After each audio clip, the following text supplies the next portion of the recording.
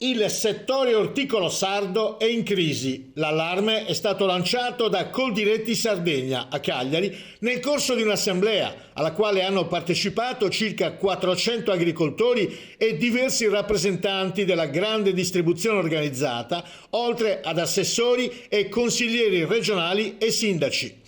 Dati impietosi: in 15 anni il settore, rappresentato da circa 4.200 agricoltori, ha perso il 52% degli ettari. Negativa anche l'incidenza del valore del settore sul totale dell'agricoltura sarda, oggi fissato al 19,32%, era il 23,8% nel 2006.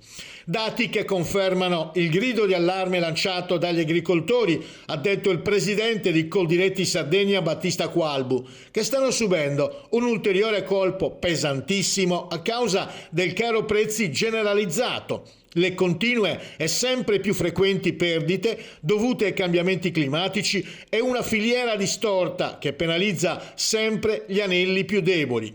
Dalla crisi si emerge con la collaborazione e le proposte concrete e quanto stanno facendo gli attori della filiera orticola sarda.